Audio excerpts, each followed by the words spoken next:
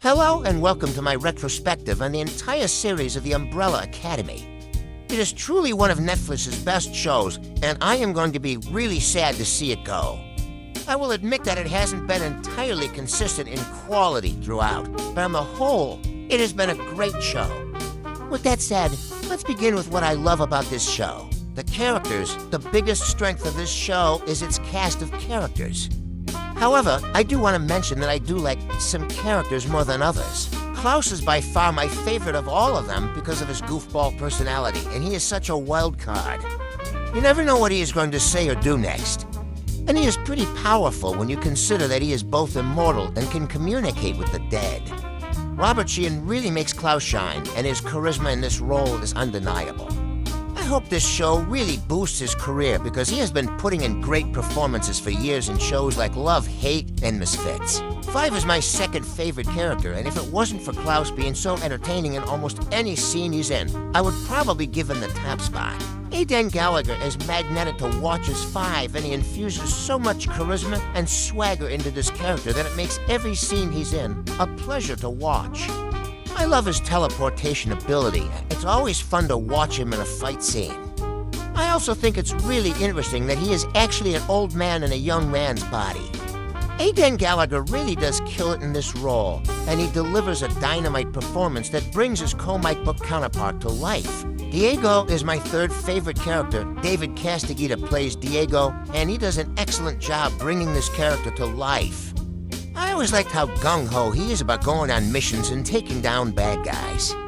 In every season, he seems to be the most interested in actually being a superhero. I also want to mention that I liked his dynamic with his love interest Leela. She was a charming addition to the show, but the best thing she did for the show, at the end of the day, was make Diego a stronger character. The fourth and the last of my favorite characters is Luther. He is a really likable character with a lot of heart. However, they really did make him a big goof by the time Season 3 rolled around. I still really enjoyed his character, and I wish his love interest Sloane would have stuck around for Season 4.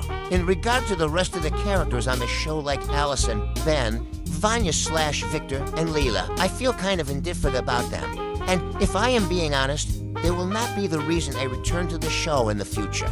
Now that I am done recapping some of my favorite characters, let's talk about the first seasons of this show.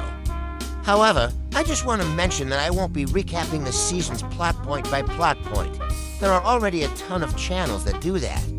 Instead, I will just be giving my general thought and opinion on each season. Season 1 was a solid introduction to this world, these characters, and the crazy situations that this unconventional team/family are faced with.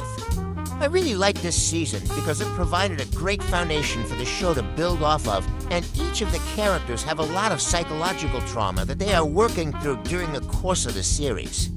Season 1 is a pretty decent start for the show, but in my rankings, I'm gonna have to place it at third place. Season 2 is when the show truly hit its peak. It is an excellent season of television, and it gives each and every character an opportunity to shine.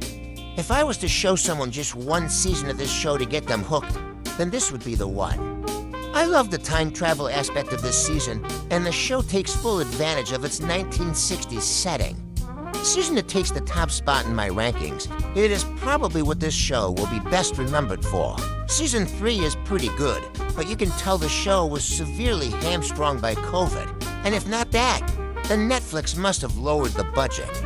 It definitely doesn't look bad from a production value standpoint, but I can tell that the show wasn't given the budget it needed to fully explore this new alternate universe.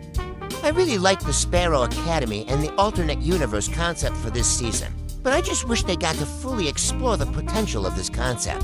Having our main characters stuck in a hotel for most of the season really hurt the season overall. I would still rank this season as second place in my rankings because I did have a good time with the characters and the alternate universe aspect of this season. I just wanted a bit more than Season 3 had to offer. In regards to Season 4, I have to just come right out and say Season 4 is last place in my rankings, and it might be the worst of the show. A lot of mistakes were made in this season, both in the show and choices made by Netflix on the production side of things. Mistake number 1. The season only has 6 episodes, and that severely hurt the potential impact of this season. Regardless of whether the story was good or bad, 6 episodes was the wrong way to conclude this show. It's as though everyone on the cast and crew just wanted to get it over with. Mistake number 2, they got rid of Sloane this season. She was a great addition to the show last season, and she really helped make Luther a more interesting character to watch. With her gone, Luther was aimless, and you could tell that the writers didn't know what to do with him. Mistake number 3, the Five and Leela romantic subplot was a huge mistake and totally ruins all of the growth in Leela's relationship with Diego. It doesn't completely ruin the show for me, but it was definitely a bad decision to throw this subplot into the final season of this show. It just threw everything off in terms of the team/family dynamic. There are many other problems to mention in Season 4, but to keep it simple, I'll just say I didn't enjoy this season very much, and it kind of makes the show hard to recommend to people due to its downer ending. Instead of going out on a high note, the show unfortunately ends on a low note and fails to recapture the glory of Season 2. Overall, I really like this show, and I am going to miss it because I had a great time watching these characters and the crazy concepts that this show tackles, like time travel and alternate universes. In my opinion, this show is definitely worth a watch, and it will be missed